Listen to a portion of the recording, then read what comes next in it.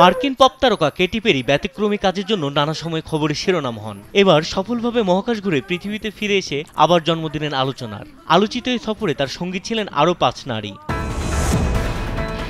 Katie ও তার সঙ্গীদের নিয়ে বাংলাদেশ সময় সোমবার সন্ধ্যা ৭টা ৩০ যুক্তরাষ্ট্রের পশ্চিম টেক্সাসের ব্লু অরিজিনের উড্ডয়ন ক্ষেত্র থেকে মহাকাশযানটি উৎক্ষেপণ করা হয়। অ্যামাজনের প্রতিষ্ঠাতা ও মার্কিন ধনকুবের জেফ বেজোসের মালিকানাধীন প্রতিষ্ঠান ব্লু অরিজিনের তৈরি নিউ শেপার্ড মহাকাশযানে করে মহাকাশের নিম্ন কক্ষপথ ভ্রমণ করেন তারা।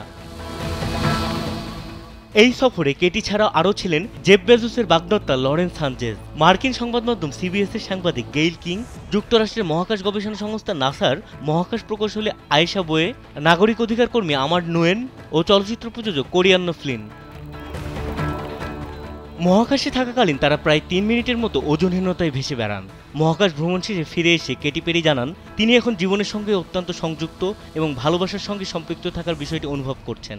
এই অভিজ্ঞতা নিয়ে তিনি একটি গান লিখবেন। এটি ছিল সর্বোচ্চ উচ্চতা, এটি অজানার কাছে আত্মসমর্পণ। এই যাত্রা অনেক বেশি উপভোগ করেছেন তিনি, জানিয়েছেন আয়োজন প্রতিষ্ঠানটির কাছে কৃতজ্ঞতাও। এর আগে পৃথিবীতে ফিরে মাটিতে চুমু খান কেটি। বিনোদন ডেস্ক, কালবেলা।